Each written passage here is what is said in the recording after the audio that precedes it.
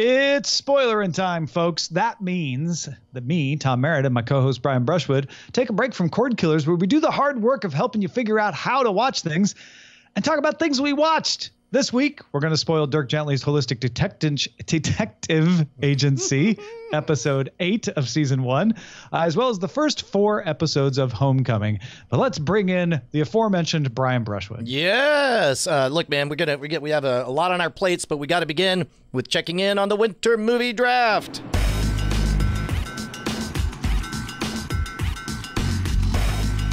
It's over, Brian. That's right. Team DTNS in first place. We can just stop the draft right now.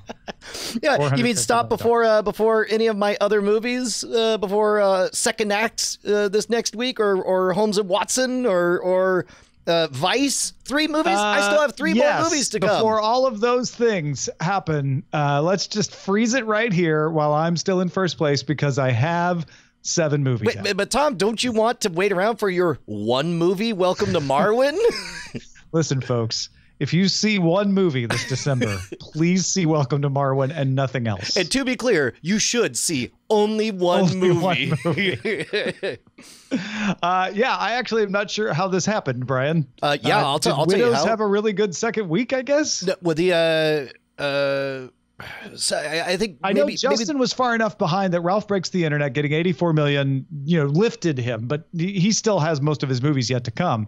But how did I catch you? I wonder if the Grinch saw a boost as we get closer to Christmas. The Grinch is probably the culprit here, because it's now at 180 million. Yeah. And it's probably going to keep giving me money, not enough money, I would guess, but it's a Christmas movie, so it's going to generate some dough between now and the 25th for sure. Yeah, no, it looks, let's see. Oh my gosh. Yeah, it was definitely the Grinch, because before Thanksgiving, it was at 145, and today it's at 180.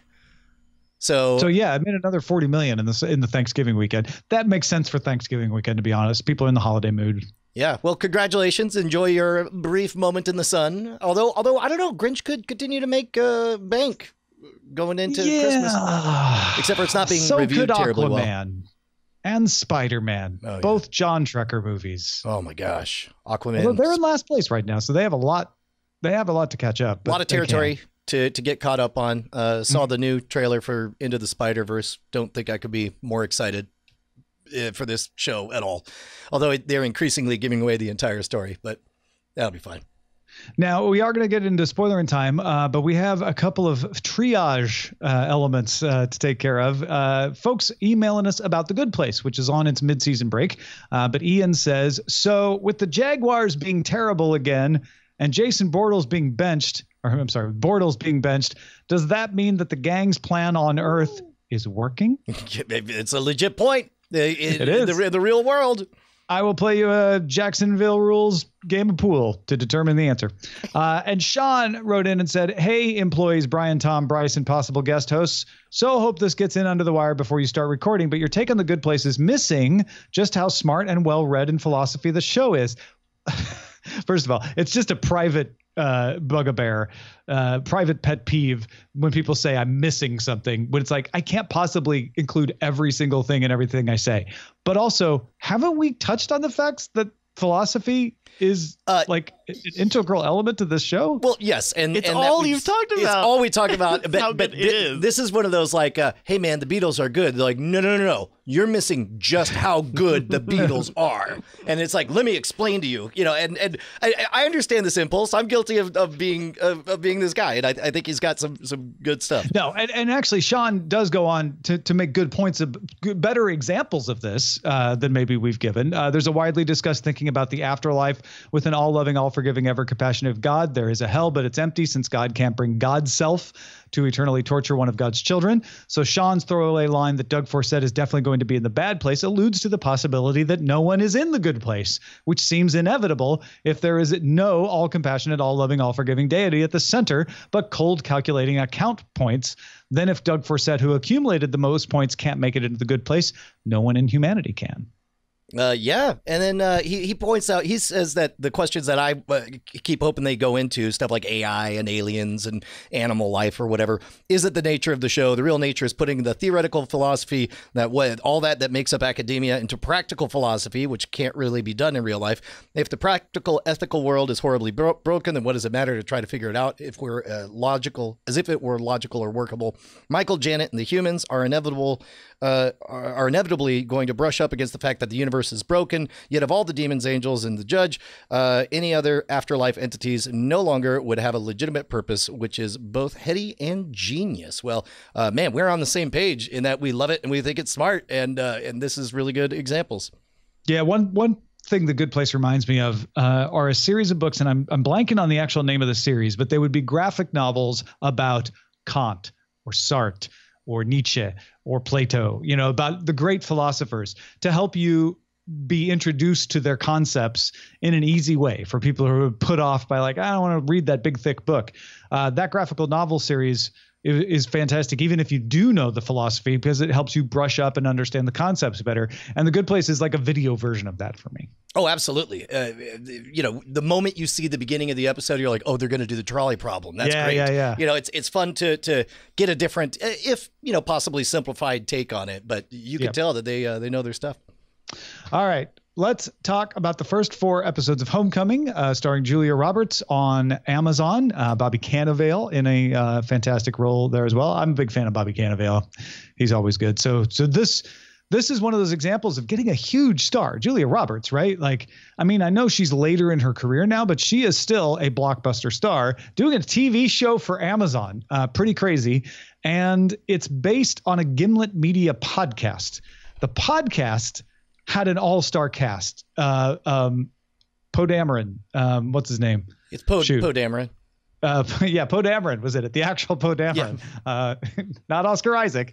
Actual Poe Dameron. No, Oscar Isaac was in it. Like they had big names in the podcast as well. So I'm curious to listen to season 2 of the podcast or not is one of the questions I have. But we're just 4 episodes in at this point, Brian. What are you thinking of? Yeah, so story-wise, I've gotten up to the part where what's his name, Bobby Cannavale, has gone down to Tampa to confront and is going to face down because he thinks that he's losing control of the situation.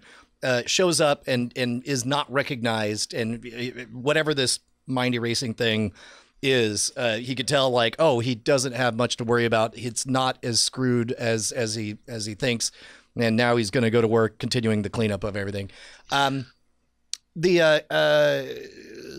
everything up until that, this half-hour format is really, I'll just say jarring, not necessarily disconcerting or anything, but it's jarring after, because Mr. Robot was an hour-long drama, right? Mm-hmm. And so with commercials, so like 42. Yeah, correct. 45. But a hefty meal, like when it hit an ending, you're like, oh man, wow.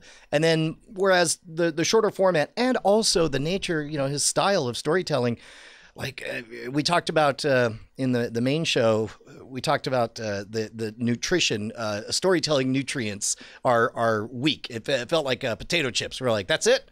Well, luckily there's another one here ready to go. And maybe that's one of the benefits of this being an Amazon original is that, or is it? Yeah, it is an Amazon original. That you're able to just go straight on to the next one and keep on gobbling. I'm going to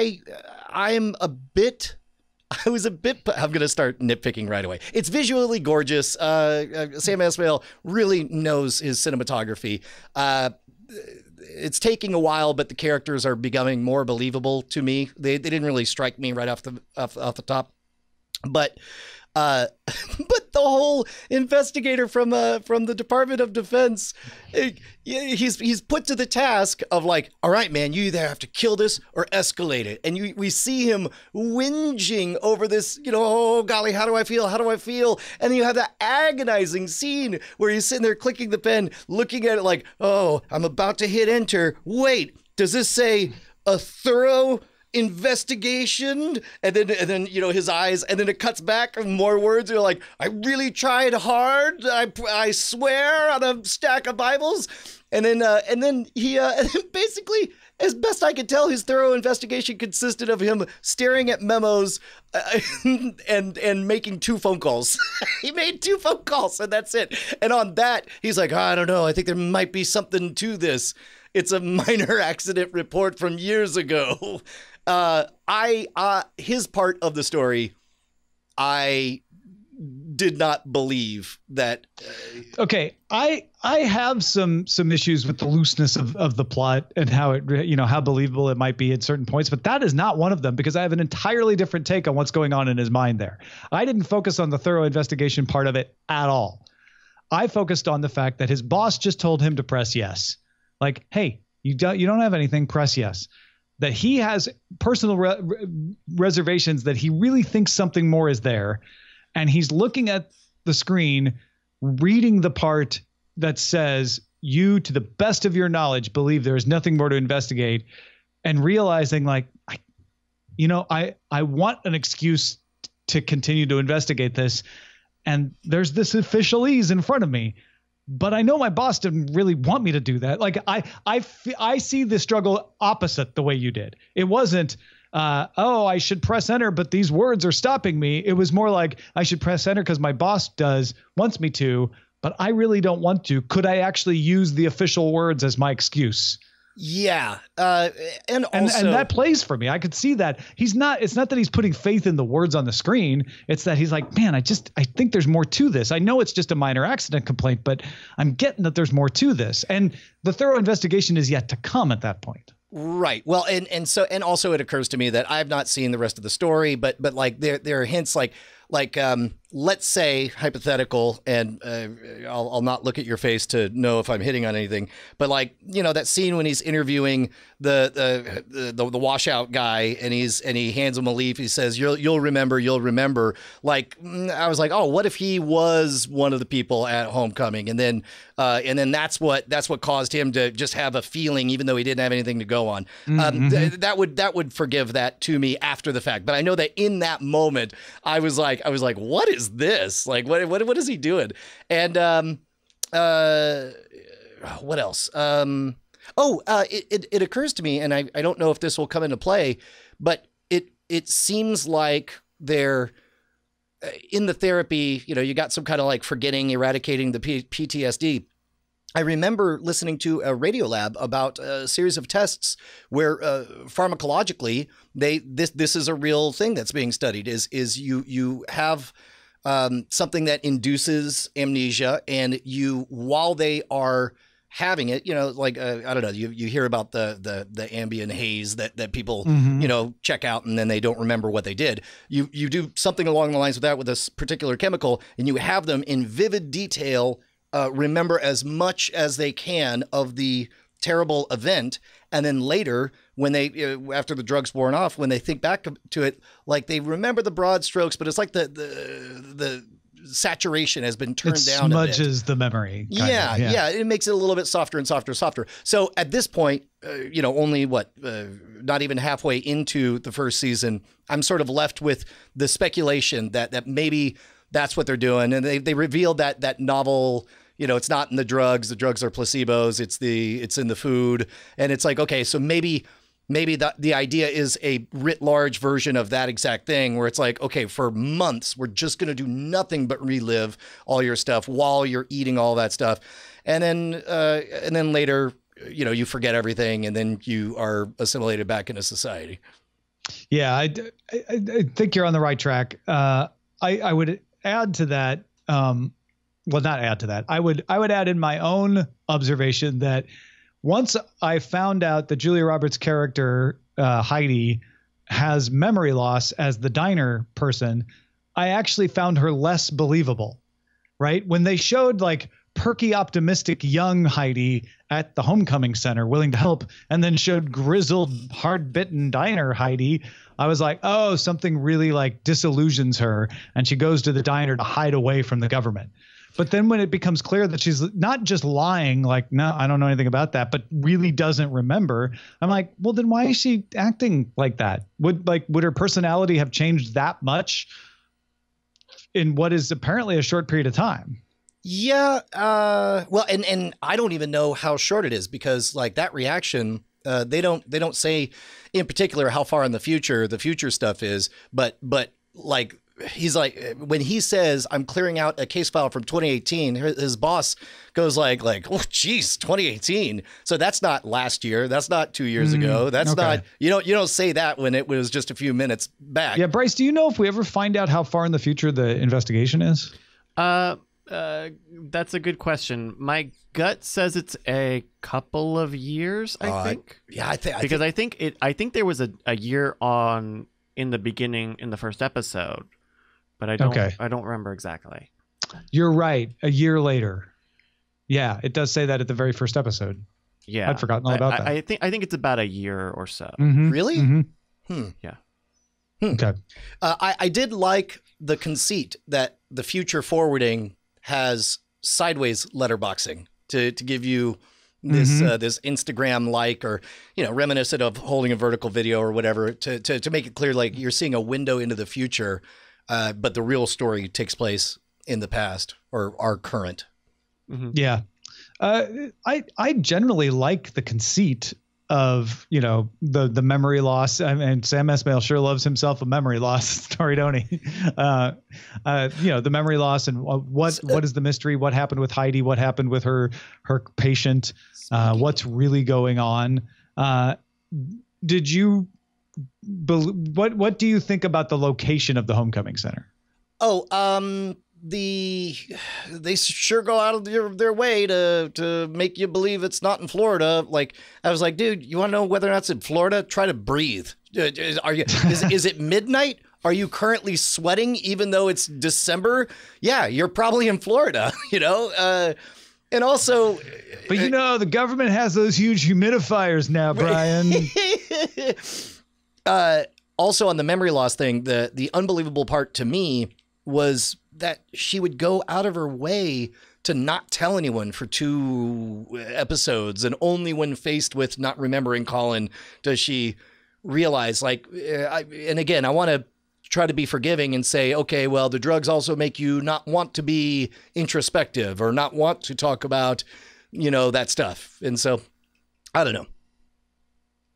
Yeah. Well, you'll find out more along that lines in the future. That I will say that much. Okay. Anyway, I really liked it. It sounds like you didn't like it as much. I think I'll grow to like it as more of the details come out. It just, each episode feels emptier than I would like in terms of what am I really getting? What did I really learn? And it's like, not much, there is an interesting thing that Amazon did with like, I don't know how this shows up on the desktop. I know I saw it when I was using the Apple TV version, but like their images, their like thumbnails for each episode had a different question. Yeah, and the question not would the be show title, and that really confused me. I was like, I think I'm watching the wrong show. Oh wait, no, this is the right show. And the question would basically be the thing that episode was revealing. Oh, interesting. Like I and now that you're saying it, I'm realizing that when an episode ends in the lower right-hand corner, because I saw exactly that. I was like, 2 lines. That's a long title. I didn't read it, and it ends with a question mark, and I just hit play. And so, like, for me, that framed each episode well enough to be like, okay, this is the thing I am thinking of now, and I don't know what this is, but I bet I'm going to find out an answer for it. And they managed to do it for all 10 episodes. More or less. I will bother to read those. Because if that enhances the framing of the episode, it sets the expectation, right? Like, okay, we're gonna learn like what is the mystery. It gives you of this the thing, right? Yeah, it's a weird, like, very direct way to do it, but for something short, but still something you think is relatively slow, right? I think that better sets the pace. Yeah. I loved that they're 30 minutes. I thought that was great because I never felt like I was like, oh, I'm so bogged down. I have to pay such close attention. I love that there is a lot of space in these. I could see where that would leave you feeling empty though. Yeah, but I don't think it's just an artifact of the half-size episodes for a drama, but I think it also ties into the sort of laborious way they unveil. I mean, it was. I watched 25 seconds of us. These are not concentrated. Word by word. These are diluted episodes for sure. Yeah. And I kind of like that. It's like these are to me giving you the high level Sam Esmail quality of a mystery, but without requiring the close attention of a Mr. Robot. Yeah. You know what? You're right. I think that might be what I'm settling into is I've been trained by Sam Esmail to give it my full attention or risk, it being my own fault that I don't know what's going on. The good news is, I still don't know, quote unquote, what's going on, but I can tell you with fair accuracy everything that happened in these episodes. Yeah. Sam Esmail has trained you too well. Yeah. It was like, well, yeah, where's the meat? It's like you're always giving me these super dense cubes to wolf down. Well, and Mr. Road is also more of a thriller, I would say, where this is very much a mystery, like an unraveling mystery. It is a mystery. That's true, too. You're right. A little not like kind of sister genres, but different expectations, maybe. Yeah, I agree. Yeah. You have no expectation of progress until the final 30 minutes of a mystery. that's right. You can't spill the beans all at once unless you're gonna have more and more mysteries, but save the beans. Save the beans. All right. Speaking of mysteries, let's go to Dirk Gently's Holistic Detective Agency, which, while theoretically being a mystery, is full of action and is quite thrilling. And I can't decide whether I liked the last episode. I certainly have enjoyed watching this season.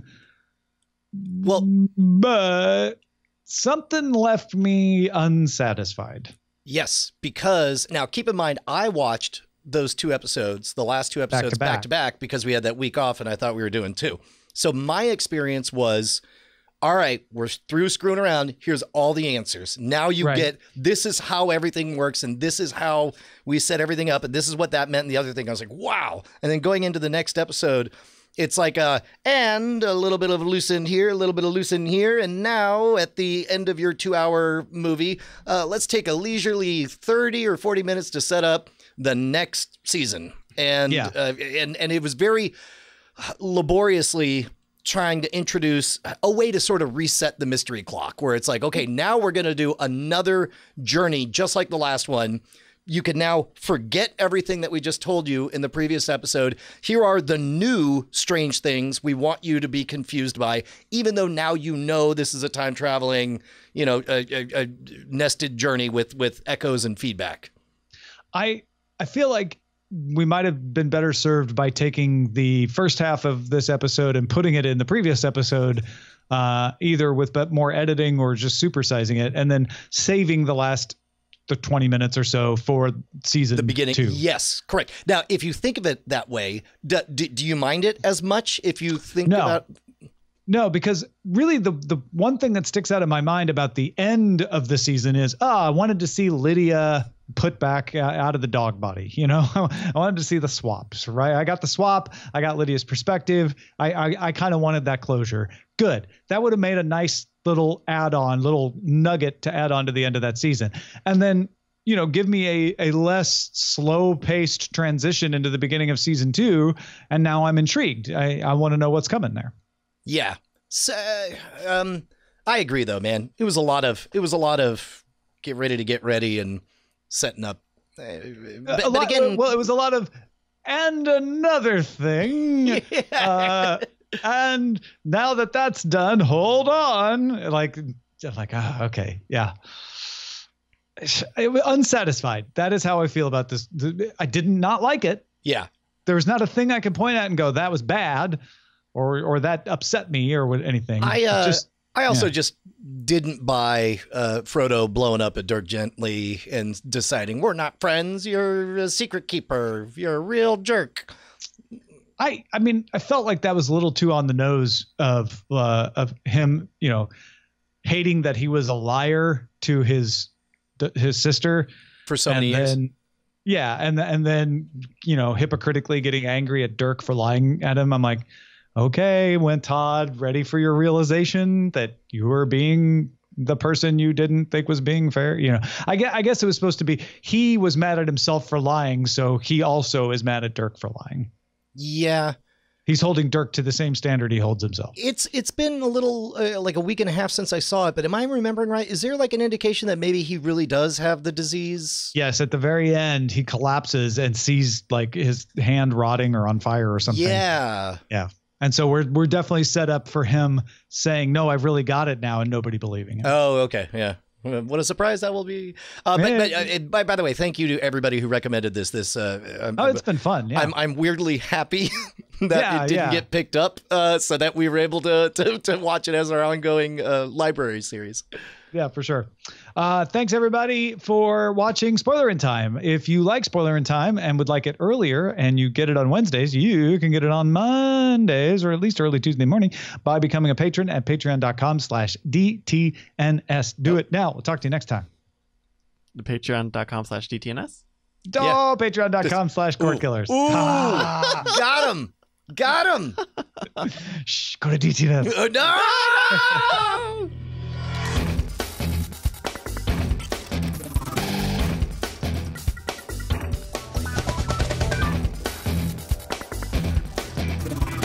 Diamond Club hopes you have enjoyed this program.